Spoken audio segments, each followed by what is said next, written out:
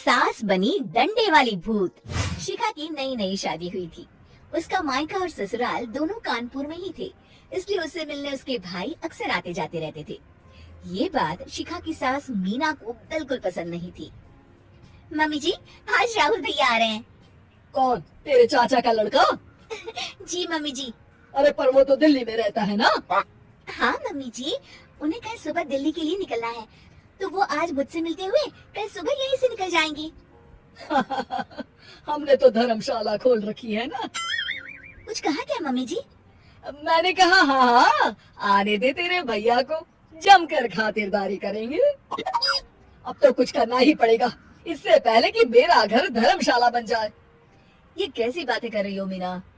सच ही तो कह रही हूँ। अभी इसकी शादी को साल भर भी नहीं हुआ और आए दिन इसके घर वाले आधमकते हैं। अरे तो क्या हुआ, वो इसी शहर में रहते हैं तो हाल चाल लेने आ जाते हैं। इस बार मैं उनका हाल और चाल दोनों ही बिगाड़ दूंगी। अब बहुत हो गया जी। अरे ये कैसी बातें कर रही हो, हे भगवान, बस आप तो देखते जाइए। शाम को राहुल आता है। नमस्ते आंटी, कैसे हैं आप लोग? हम लोग तो ठीक हैं, तुम कैसे हो बेटा?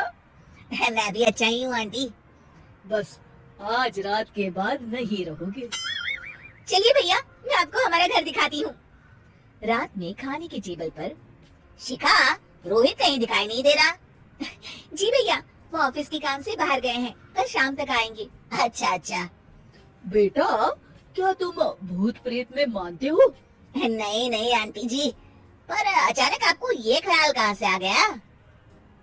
पता नहीं क्यों, कभी कभी मुझे लगता है जैसे रात के समय बैठक में कोई घूमता रहता है। ये आप क्या कह रही हैं मम्मी जी? हाँ, तुम लोग घबरा ना जाओ, इसलिए मैंने आज तक इस बारे में कुछ नहीं कहा। ये आपका वहम होगा आंटी जी, ऐसा कुछ नहीं होता। हो सकता है। चलो अब मेरा सोने का टाइम हो गया है तो चलती हूँ मैं। शिखा बेटा, राहुल के सोने की व्यवस्था वहीं दीवान पर कर देना। जी पापा जी। अब चलिए भी। अच्छा, तो बैठक में सोने वाले हैं साहबजादे। क्या बड़बड़ा रही हो? कुछ नहीं, आप सो जाइए। मीना और महेश के सोने के बाद शिखा और राहुल आपस में बात कर रहे होते हैं, तभी डोरबेल बजती है। अरे आप! सरप्राइज! काम जल्दी खत्म हो गया तो मैं आज ही चला आया। ये तो बहुत अच्छा किया। देखिए राहुल भैया भी आए हुए हैं, आप दोनों का मिलना भी हो जाएगा। कैसे हो रोहित? मैं तो ठीक हूँ भैया। शिखा, मैं भी आज यही सो जाता हूँ, राहुल भैया से बातचीत भी हो जाएगी। अच्छा अच्छा ठीक है। मीना आधी रात को उठती है, कंबल मुंह से पैर तक ओढ़ के डंडा लेके बैठक में आती है और देखती है दीवान पर चादर ओढ़े कोई लेटा हुआ है। देखो तो कैसे मजे से सो रहा है बहन के ससुराल में। मीना ताबड़तोड़ 4-5 डंडे मार देती है। अरे मर गया, अरे बचाओ बचाओ, कौन है? मीना जल्दी से अपने कमरे में भाग जाती है। हे भगवान, ये मैंने क्या किया? ये रोहित कहाँ से आ गया? लगता है ये नालायक राहुल मेहमानों वाले कमरे में सो गया होगा। आज तो इसकी खैर नहीं। उधर बैठक में, अरे क्या हुआ रोहित? मैं बाथरूम में था, तुम्हारे चिल्लाने की आवाज सुनी। पता है भैया, मैं सो रहा था, अचानक से कोई आकर मुझे डंडे मारने लगा। ये क्या कह रहे हो? लगता है तुम भी आंटी की तरह भूत प्रेत में मानते हो। नहीं नहीं भैया, सच में कोई आया था। मैं तो जा रहा हूँ मेहमानों वाले कमरे में सोने के लिए। इस समय अपने रूम में जाऊंगा तो शिखा की नींद खराब हो जाएगी।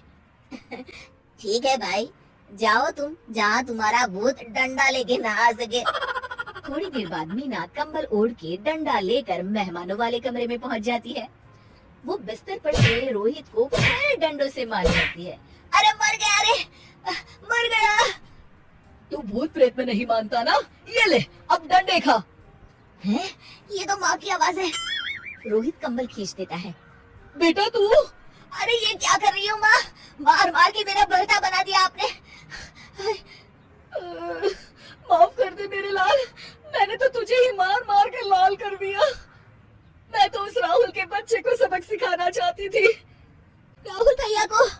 हाँ बेटा, मुझे लगा अगर उसे डंडे मारूंगी तो शिखा के मायके वाले यहाँ आना छोड़ देंगे। हे भगवान, माँ ये घर शिखा का भी है, उसके घर वाले जब चाहे आ सकते हैं। हाँ बेटा, आज मुझे भगवान का इशारा समझ में आ गया। मैं कितना गलत करने चली थी और अपने ही बेटे को चोट पहुंचा दी। अब चुपचाप जाके सो जाओ माँ, और किसी को कुछ बताने की जरूरत भी नहीं है। शिक्षा दूसरों का बुरा चाहने वालों के साथ भी बुरा ही होता है।